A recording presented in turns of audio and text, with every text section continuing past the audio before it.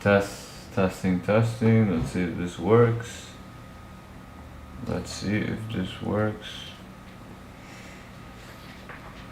Change another setting.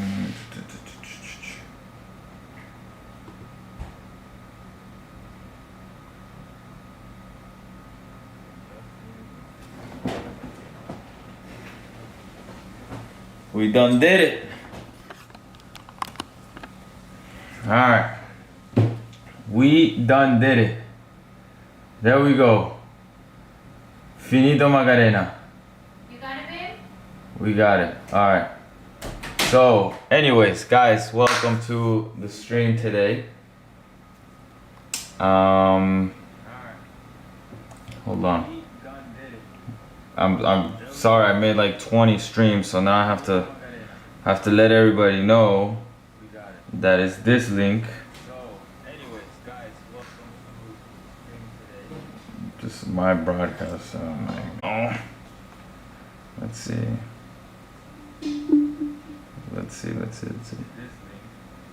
There we go, and then we're gonna add this link right here. Join here. I am 20 minutes late. I am so sorry, guys. I had some technical difficulties. There we go. There we go. Tricks and Gaming, how are you? I'm doing great. Thank you. So, I'm just gonna wait for a couple more people to join in, and then we can get started.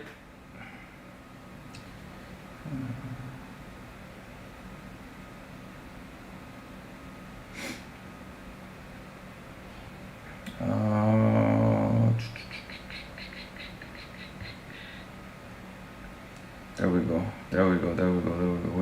We had some technical difficulties, but we're back. All right, guys. So, I'm doing really well, Tricks and Gaming. I was freaking out for a second because I didn't know if I was gonna be able to, get the stream going, because Mondays I'm trying to stream more. Last Monday I was super busy, I couldn't make it, but today we're here. We're back at it again. We're making it happen. We are streaming. It is working now. Sorry, it was some settings inside the OBS studios that I guess I had changed when I was streaming on Instagram, and I didn't know how to change it back, and then I found it and I changed it, and now we're here. So, guys, you guys hear me okay? You see me okay? It looks clear? Because if not, we're gonna have to go back to the testing board, because all the other streams has been great, but I don't know. Sometimes we got technical difficulties here. All right, guys. So the first thing that I really want to talk about is learning your roles, your attributes, everything you need to learn about your position. I know we've gone over this before, and you guys have learned about it, you guys know about it and everything. However, the most important thing that I consistently see is that players need to understand that you need to learn it, master it, and then do it over and over and over and over again. There's no secret formula to getting better magically. It's just being able to do what you need to do consistently throughout the match, throughout the season, throughout training, as much as possible, without making a mistake. Obviously, we are human beings, we make mistakes, it's normal, but can we limit those mistakes when we are under pressure, when the things are not in our favor? All these little things can play a big factor. So you guys can download this for free, this ebook for free, on the website. The link is in bio, grandesportstraining.com. You can download this for free, and you can look at exactly what you need in your position. I broke it down: technical, tactical, psychological, or the mental, and the physical side. So everything these are certain attributes that players have when they play a certain position. So I have a lot of players that ask me I am currently playing as a fullback and my coach put me as a striker, or my coach put me as a winger. What do I do? So this could be your reference point if you're going to play as a winger now. For example, let's go down to winger. This is essentially what we want, right? For a winger, we want you to be able to do all these 4 things. Can you do these 4 things consistently? Can you showcase these 4 things consistently? This is what we're looking for. Now we're gonna go through some videos so you guys can see exactly what I mean, but essentially this is what I'm talking about, okay? So let's start off opening up the floor to you guys. I want to see if you guys have any questions, any concerns, anything that you have questions about your position. I have some video here that I want to show you too. See if it plays. I want to see if it works.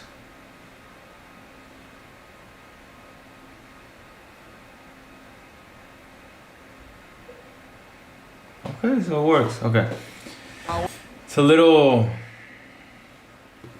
delayed, but it's all good. So, anybody has any questions here?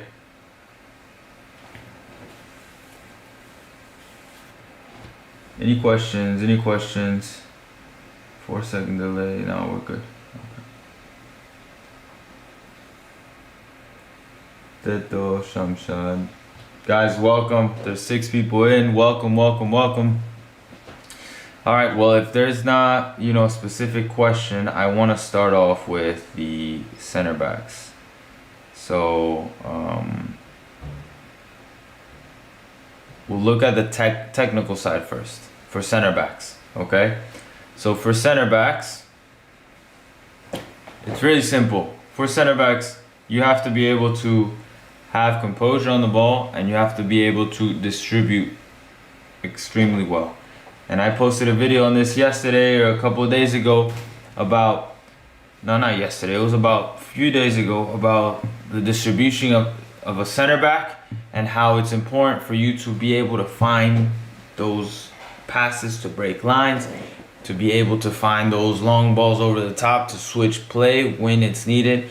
But you as a center back should always be looking to break those lines. Can we find our midfielder in those pockets? Can we find our attacking midfielders in those pockets? Can we find those wingers in those pockets? Whatever the case may be, but just trying to find those players in those pockets. And how do you do that as a center back? Is being able to position your body correctly. For example, letting the ball go across your body when it's coming across from one side to the other. Like in this clip right here. We see the center back opening up the hips. Right away, what is happening? Their body positioning allows them to go forward. So this right here is going to give you that little bit of, I guess you could call it, step ahead to make your next action as best as possible. You have a defender coming to pressure here. This player takes their first touch with their open body shape into this area where they want to play to next. If this player were to take a touch inside and control it, by the time that defender comes over or that attacker comes over to press, there's no way that this center back can turn and play forward anymore. So that is one little detail. And then he's able to play his fullback or winger out wide. That is one little detail for you as a center back to be aware of. I have a question over here. I am 17. Which country would be best for me to go pro? Noshin, the best thing that you can do to go pro is go pro in your country. You have to go pro in your country, because if you want to go pro somewhere else and you're not pro in your country first, they're not even going to look at you. And it's going to be extremely hard. It's going to require a lot of investment on your end, a lot of contacts, networking, everything. And then on top of that, you have to figure out the foreign policy, the foreign rules for you being a foreigner, what the case may be in terms of you coming in as a player from Pakistan. Do you take up a foreign spot? What the case is, right? So all those little things is super important. How do you know as a midfielder to drop in or to give your center back space to drive with the ball? That is a great question, Jeff. Let's go into that. Let's see. I'm gonna let this play, this game play, and let's find a situation here. Look, literally what we just did. Where is it? Sebastian Jørgensen. Prøv at se her. Det trækker over igen, du. Det kan godt være, der ikke er offside der. Ja, det er en sens. Okay. Let me see. Så Martinez, som måske kommer til at træde. See a part where the midfielder is. Faktisk.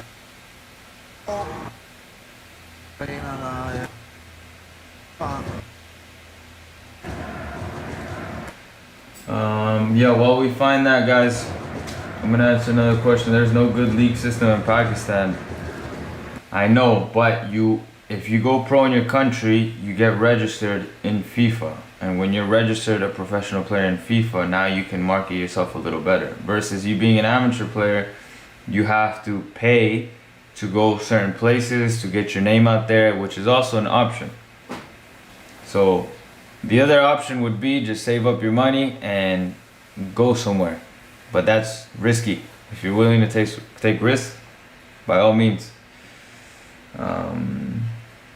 My daughter is 11 years old, asked to play wingback. How can she use her main position? CDM and wingback? Gomez, I'll get to that in a second. Because they're two very different positions. Some movements may be similar, but it requires super different attributes. So Jeff, just to answer your question, for example, right here, this particular team is building out of the back right now, the red team with the ball. And as you can see, we have the two center backs, we have the the fullback, and we have a winger, striker, winger inside, and then we have the three center mids, right? This center mid is more the defensive mid. So this defensive mid is dropping in to the space created by the two center backs. Watch. Boom. Okay. The reason why they drop in is because they're creating that line of three.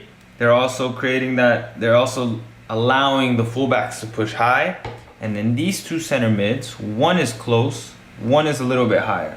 This player that is higher is balancing the midfield right now. There's no need for them to come in here. There's no need to be in here. They are balancing the midfield. Watch what happens.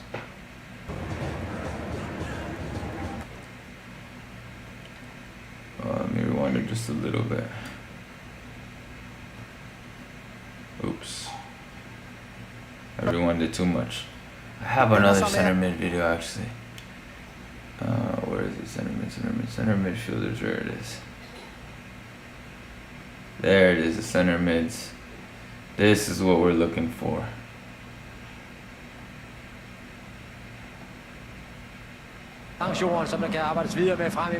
This is a better video. So how do you know when to drop in or when to stay? Remember in the previous video, when the two center backs were wide, they opened up space for that CDM to drop in. That's when you drop in. Here's another situation. The white team has possession. This center back is not as wide. The team is pressing high. This center mid right here is on the blind side of this striker. So there's no need for them to drop in here. They're trying to push out. It's slightly different, right? They're on another area of the pitch. There's no need to drop in here. He's in that space. Now I remember this play here. I thought this center mid was checking in to create a passing lane for the center back, but instead he gets on the ball and then he's able to take a touch forward and go. Watch what happens. Creating that diamond. scans his shoulder. That little change of direction, that little change of pace creates that little bit of separation that you need as a center mid, right? So it's not just like jogging into that space, okay? Touch into space.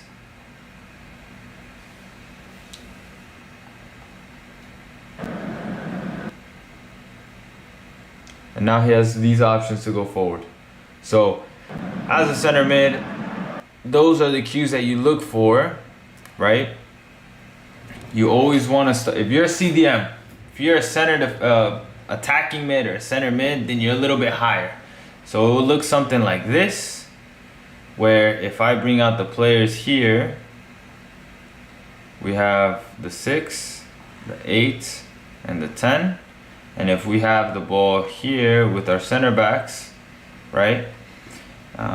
Let's just put these two center backs so you guys see what I'm talking about. Center back with the ball here, center back with the ball here. We have the striker pressing right here, and then maybe we have the 10 here, okay? Whenever the game situation is like this for a center mid, if you're a CDM, you want to stay on the blind side of these players here. Because if you do receive this pass in here, you're able to turn and get out of pressure. A lot of times I see center mids trying to get on the ball here. They're checking in. There's no need to check in there. You don't need to check in there as a center mid.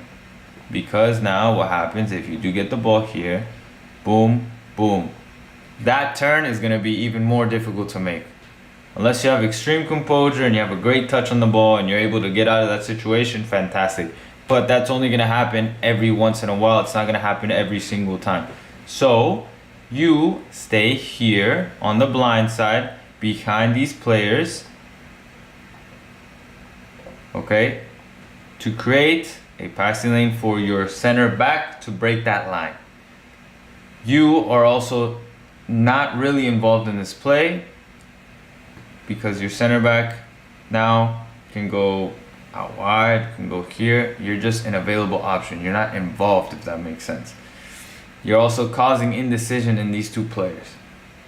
Okay, what if they're lined up like this? What if we have the striker going to press your center back? Okay. Come on. Striker's coming from this angle, and you have the 10 here.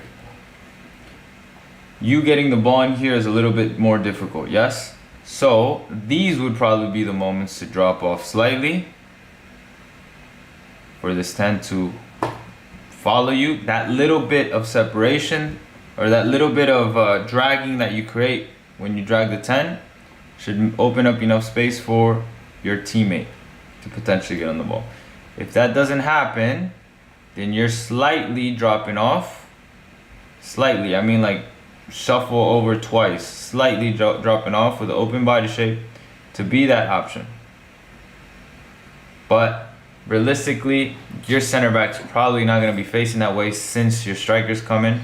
So if that's not an option, if your center back's facing outwards to play either the fullback, your striker, your 10, your winger here, then you have to be able to identify that and be able to go into the next play.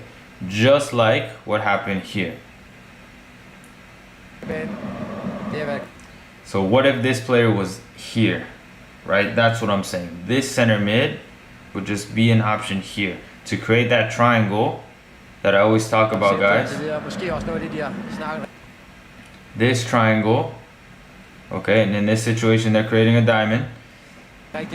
But this is what is important for you as a center mid, to be able to identify that if your fullback is out wide here, you want to be able to identify that situation and create that triangle. Again, you are not going to shift over way too much. You're going to stay central in the half space. So if we divide the fields up again, there we go. Center mid, you start central space. Right, top of this triangle, center back, center back, center mid. It's not on, it gets played out wide. you create this triangle: center back, full back, and you. Again, this is all by a game by game situation basis. It's not every single time, but this is just like the basic framework of what you should be looking for. You might be a little deeper, you might be a little higher, but we're still looking to create that triangle right there. Okay. C. Gomez, to answer your question, your daughter is playing CDM, asked to play wingback. How can she use her main position, CDM, in wingback? So the CDM and wingback positions are two very different positions. CDM, you usually typically play in the central areas of the pitch. You don't run as much as a wingback. As a wingback, you're mostly out wide doing this. A lot of running, a lot of joining in the attack, a lot of dropping in defensively.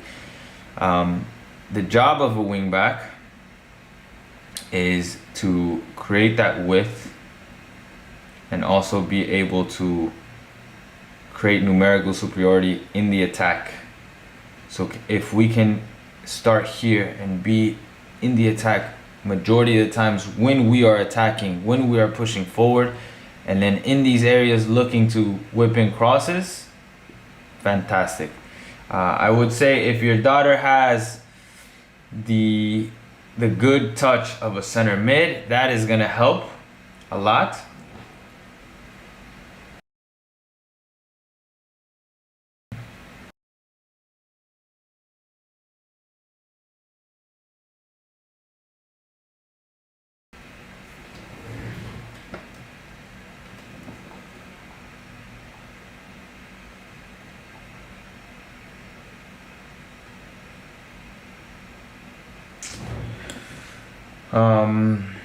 Sorry guys, we're having another technical difficulties here. I don't know what's going on here. Give me a second. Give me a second real quick guys. Let me fix this. I'll be back.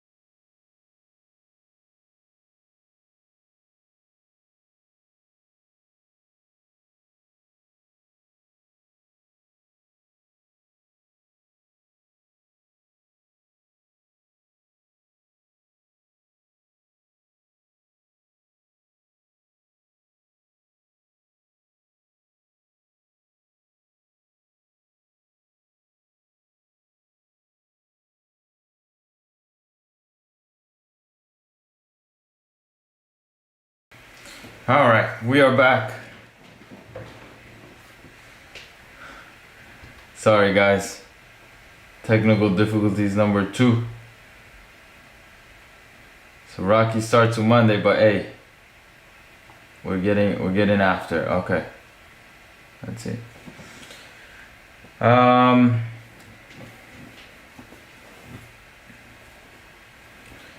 Yes, coach, if you want to break down each specific area on the board, please. Alright guys, so sorry I am back. We are ready to continue on with this live stream. Hassan, if you want to break down each positioning and movement in specific areas, yes. So let me pull that up for you. Let me pull up this sheet that I have, and I will explain exactly where is this. Where is this bad boy? Where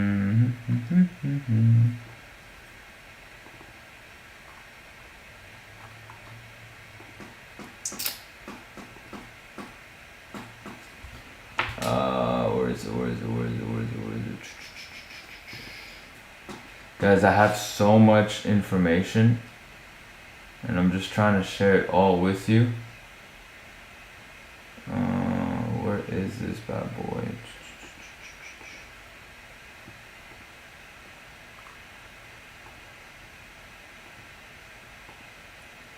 Training plans, no. Documents, no. It has to be here. Has to be here.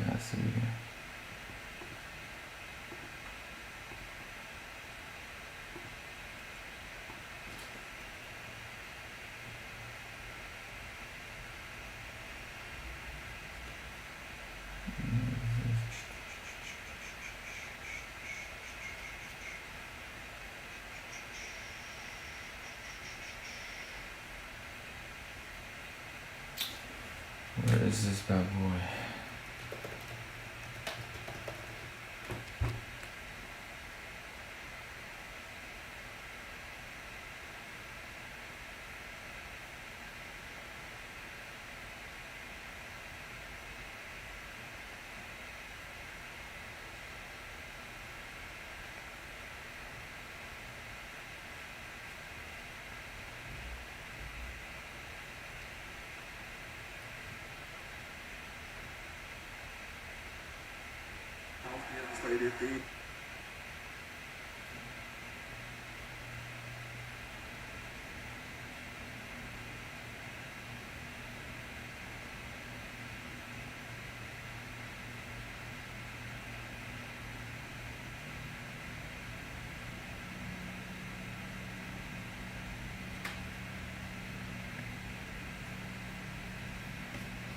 Alright guys, so I cannot find that picture. There's so much pictures, I'm sorry.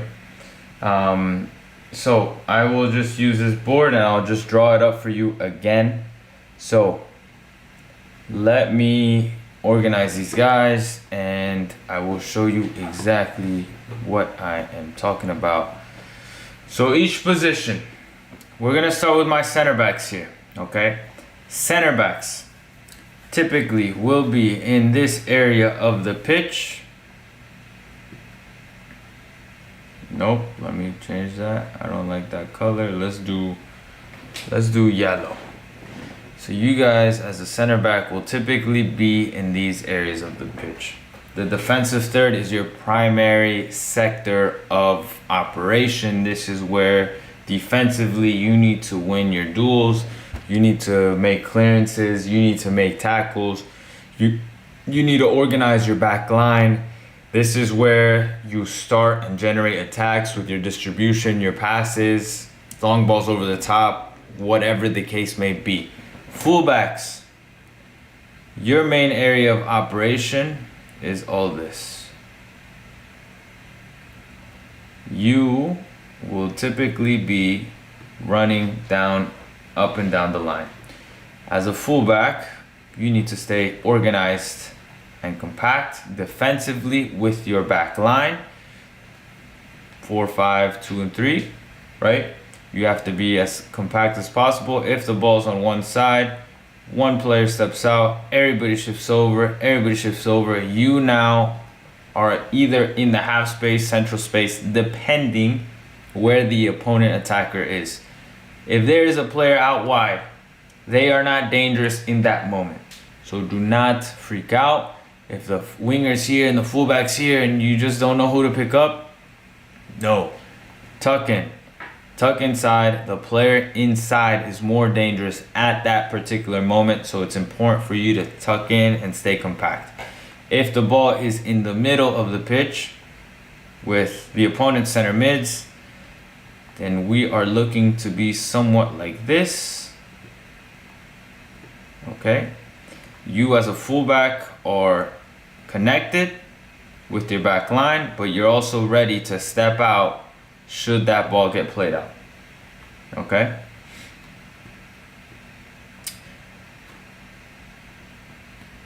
Oh, see you guys, I'm telling you, technical difficulties today. Sorry. Let me change it again.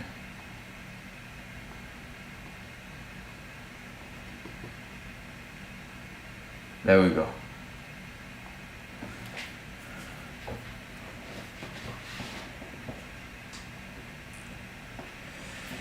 Hassan, my fault, man.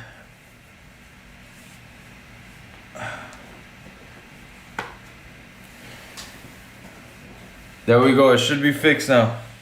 Can you guys see me? And what I'm talking about with the yellow? It should be changing up now. It's a little bit delayed. There we go.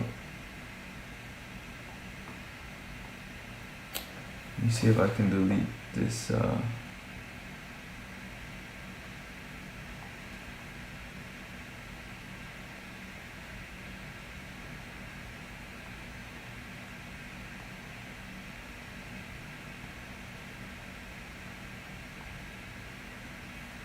There we go. Okay, perfect. Sorry guys, so center backs, you guys are typically going to be in this area of the pitch, in the central areas. This is your main area of operation, okay? Your main area of operation in these zones is when you are going to be defensively winning your duels, winning your clearances, winning your 1v1 battles, all these little things, okay? Offensively, this is where you start generating attacks. This is where you break lines. This is where you play switches. This is where you do all those little things in order to get the ball out of the defensive third into the midfield third and potentially into the attacking third.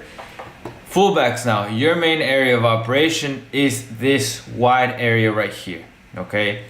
In the attack, you guys are going to be pushing up and supporting the attack, potentially putting in crosses. If you're all the way up in the attacking third, you're also going to be in these areas supporting your midfielders if they need your help, right? If they turn and try to play back, this is where you're going to be helping out. You're not going to stay too deep. You got to push up with the team, okay? Same thing with center backs. If the ball's up, we want to push up the team at least by where the center circle starts.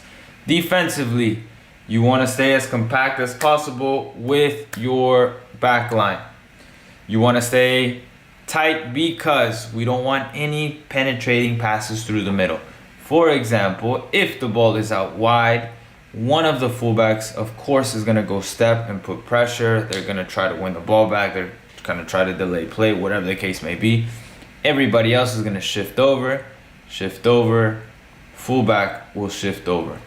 This fullback, number 2, might have to shift over all the way into the central space or might be in the half space, depending on where the opponent's attacker is. The opponent's attacker might be here, here, and you just want to stay as connected as possible. Because why? Your center back may not be with an open body shape. They don't know what's going on behind them. They're looking at the ball. They're looking at whoever's in front of them. You as a fullback need to make sure you are aware of that. If there is a player out wide, those players are not dangerous in that moment. So there's no need to go out wide and then leave this big, huge gap where any ball over the top in here, boom, boom, and now we're in trouble. So that's not what we want. Now, if we move on to our midfield, how can a CDM be more offensive in the attacking third? My daughter is improving on her 1v1, has good vision. In your opinion, take the risk. So as a CDM, that is a great question, Gomez. I'm gonna explain exactly. So as a CDM, majority of the time, this is your area of operation as a CDM. Okay? Now, as a CDM, defensively, your job is to stay in front of the back line and organize your midfielders. So the ball goes out wide. You got to tell your 10 to shift, step up on whoever is nearby, whatever the case may be. You shift, your other midfielder shifts. We stay as compact as possible. Your job as a CDM is to organize, direct, communicate, tell them what to do. Okay? Defensively, also on counterattacks, your job is to try and cut those counterattacks. Those are the only moments, one of the only moments that you're gonna step out and try to cut those passes and those attacks coming out wide or whatever. Anybody else here, if we lose the ball and they're counterattacking, you can step out and try to commit that foul or try to get a tackle in or whatever the case may be. If your center back or your fullback steps out, you can also step in to sub in for them, to temporarily take their position, to cover for them. That's the most important thing, having a cover balance situation in these moments. Okay. Then in the attack as a CDM, the way that you can become more dangerous in the attacking third is taking those far shots, right? If we're up here and the ball's out here with the winger, right? Your 10 might be here. You as a 6 might be here. So anytime that you do receive the ball in these areas, can we do those long range shots? Long range shooting for the 6 is super important. You're gonna have those moments maybe once or twice during matches. Sometimes you're not gonna have them at all. If you do not have them at all, can we find these passes, threaded balls in, diagonal balls over the top, to potentially create an attack and create danger in these areas? Sometimes you as a 6 will not have those opportunities to do that, so it's okay. Your main job here is to keep that balance between the back line and your front line. So if they need your help, you're there to support. If the winger needs help, cuts in, you're there to support, to relieve that pressure. That's your job as a 6, usually in the attack. Again, if you have any chances, any moments to shoot from out here, 20, 25 yards out, have at it. Because you never know. Keeper might make a save and it's, bouncing around. Your striker gets on it, boom, goal. Keeper makes a save, corner kick, or whatever the case may be. But that shot, that decision to take those shots, it's going to be, on top of that, you might be able to score a banger. Second thing, for my 8 and 10, center mid, center attacking mids. The attacking midfielder will typically operate in these zones. I'm sorry, all this zone, sorry. This whole thing. Okay. It does not look good, so let's do it again. They will typically operate in the attacking third. I made it way too big. Sorry. Attacking mids would typically operate in that area, and then for the 8, same thing. You guys are a little higher up the pitch. Maybe this area, around that area. So, for example, the 6 in these zones, the 8 will be here all over, depending on what side they are, right? Sometimes they need to drop and defend. They need to drop and defend to help the 6. They need to stay high to help the attack. The 10 will typically be in the yellow area in the attacking third. Their main job is to create chances. So defensively, they might not have as much responsibility as the center mid. This all varies on coaches. I have a teammate that's extremely talented, really good, number 10. He does drop back to defend, but there's moments where he just stays up, right? But the main objective is that all of us know that everybody's dropping back, and now we're staying compact. Okay, if we're all pressing together, then we all go together, right? But it all varies by coach. Not everybody's gonna drop back and defend. At least they can get into that space to where they can cover the passing lanes.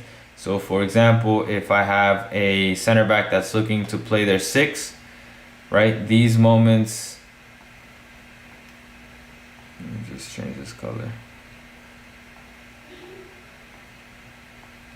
So if there's a center back looking to play like the 6 in here, or a center mid trying to get on the ball in here, that's your cue as a 10 to put that little bit of pressure on them, right? Not every time you're gonna be asked to drop back, because we don't need you down there. We need you up here to create.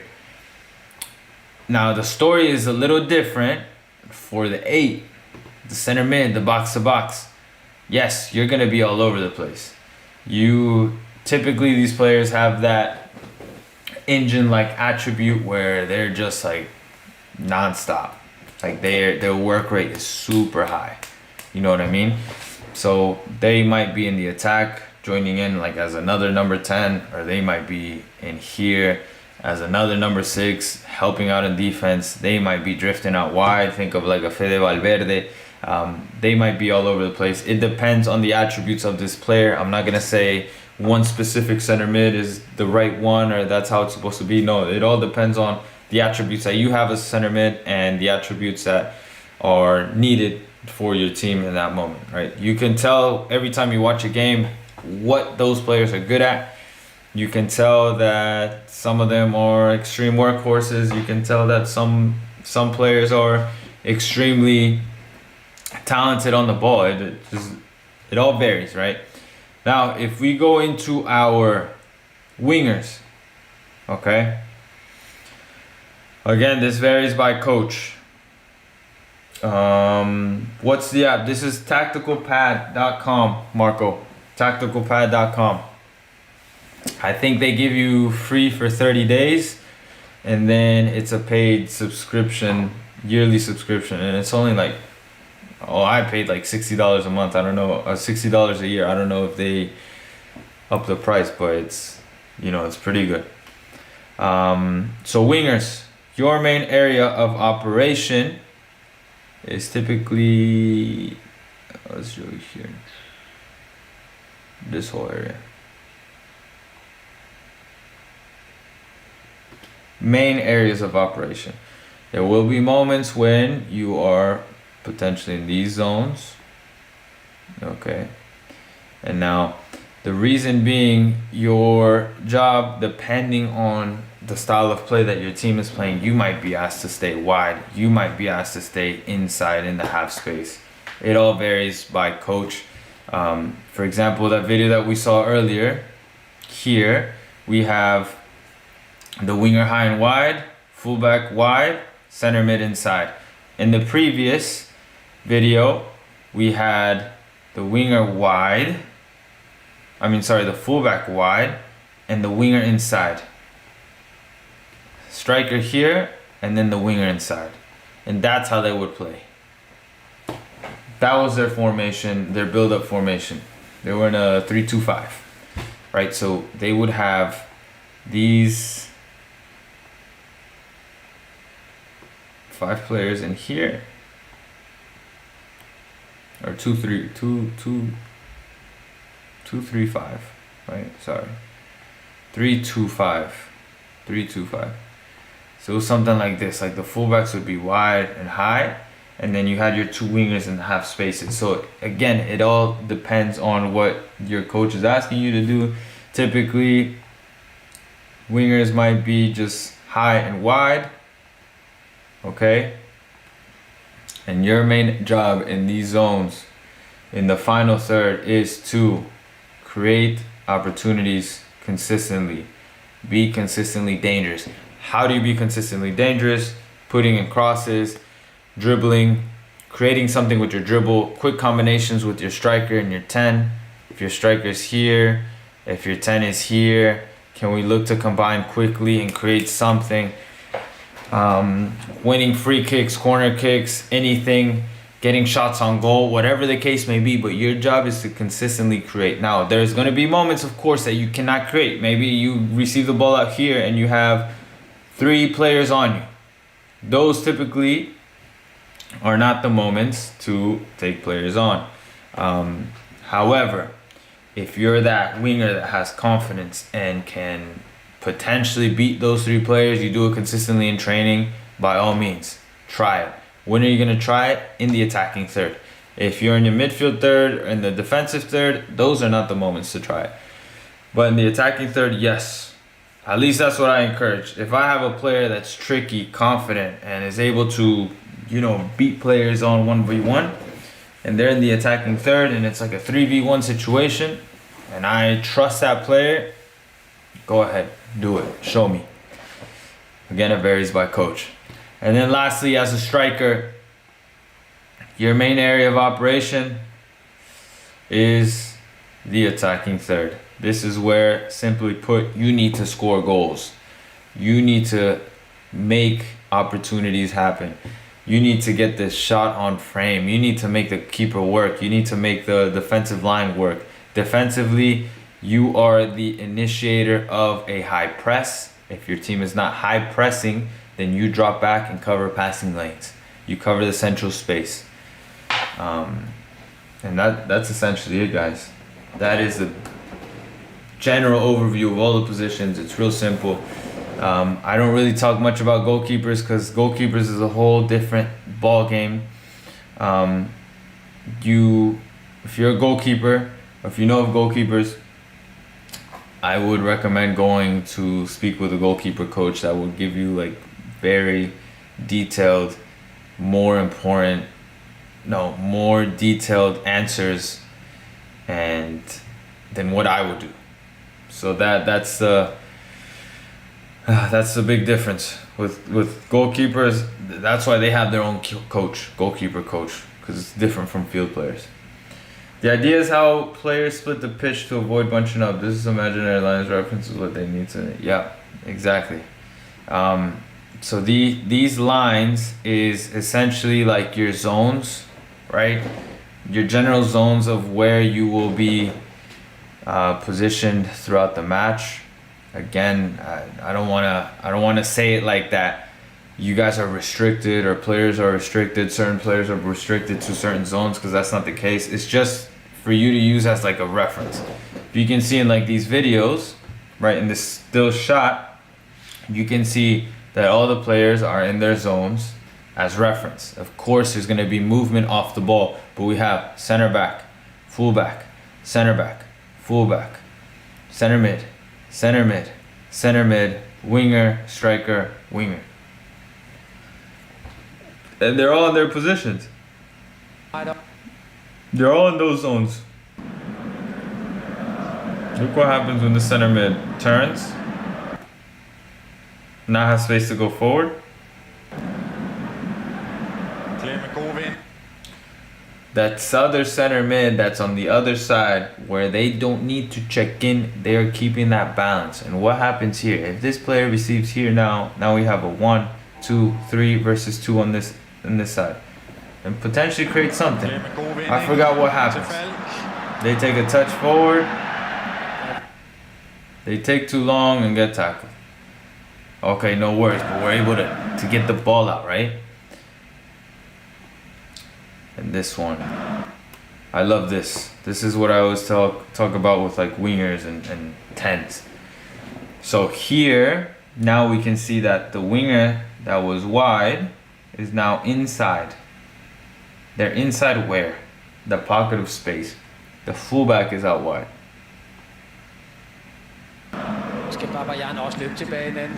I want to say this is a 10. I don't know, I can't see the full clip. I chopped it up just to show that. Notice how this player stays in the pocket. This player gets wide. Okay. It's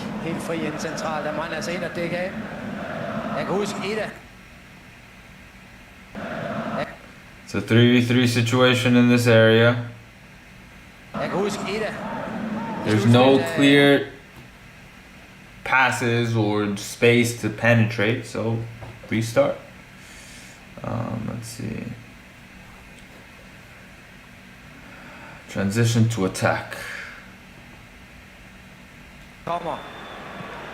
Men prøv at se her, hvordan de flænser dem op en gang mere.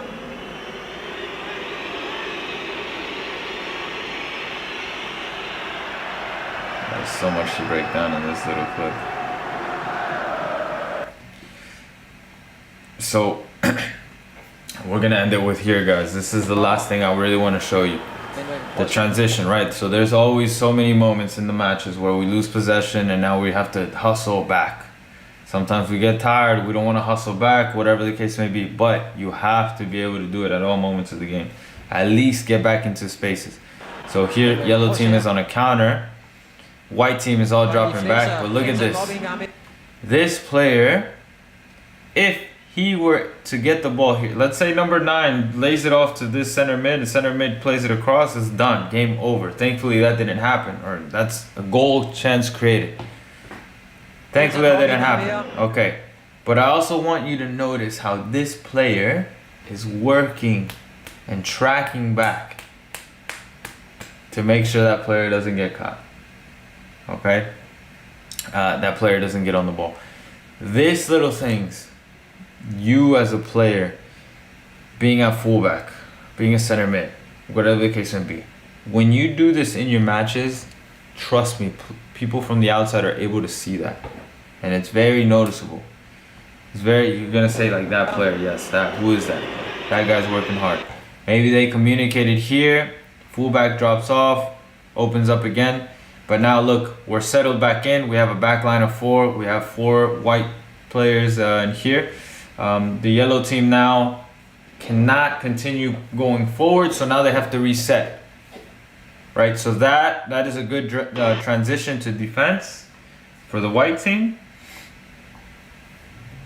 Just getting organized again. They delay that attack, and now we win the ball back. Incredible. Now we have the center mid, simple, just control play. Now let's see what happens. Winger's taking up space, and now again, look, we have the fullback working. The fullback was just where? In the defensive third, down low, and now as soon as they win possession, look how they push up.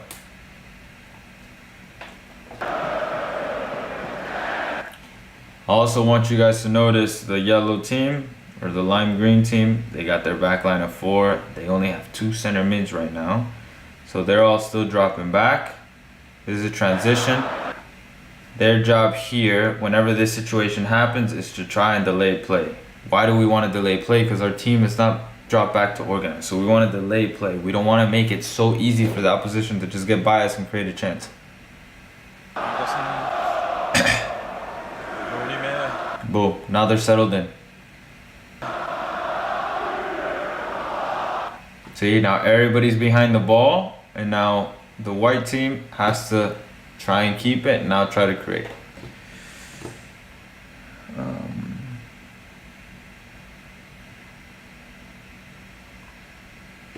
Hassan, when to take risk and when to play safe.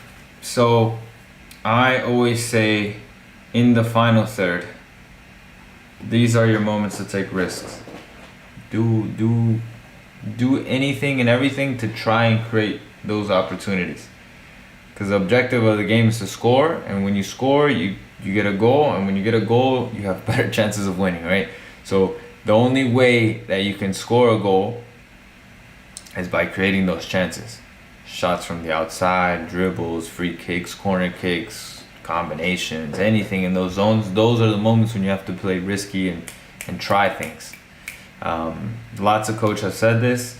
Pep says this, right?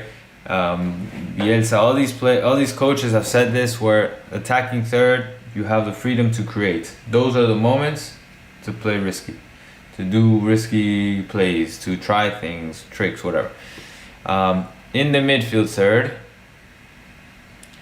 it's more like a 50-50, right? So these are what I say, these are the moments where we have to look to combine as much as possible with our teammates to try and get the ball into the final third. So there might be moments when you have to do some risky pass to break a line. There might be moments when you have to do a quick skill move to get by a player, to get out of pressure, right? But it's not every single time, okay? And then in the defensive third, these are the areas where let's just try to get the ball under control, and let's try to progress forward. There's no real need to take risk here. Like, I've seen a lot of center backs try to dribble out the back. Sometimes they're successful and it looks great, and sometimes they're not. And when they're not, the other team has a chance to go. So those are the couple things that we're looking to avoid. All right, guys. I hope that stream helped for today. I'm really sorry for the technical difficulties earlier, but you know, we got it done. So guys, I hope you guys liked the live stream today. As always, you know, if you guys have any questions, shoot me a message. If you guys are watching from Instagram, DM me on Instagram. If you guys are in the community, send me a message on the community. And if you're not in the community, you guys got to join it. Like, we have everything there and it's completely free. So we want to build the biggest community ever for you soccer players, footballers, coaches, parents, whatever the case may be, for you to keep growing in your game, keep learning how everything works in the industry. And that's essentially what I'm just trying to give to all you guys, okay? So thank you so much for joining in the stream. I hope you guys have a blessed rest of your week. And yeah, that's it. I got nothing else to say, guys. All right. Take care. Peace.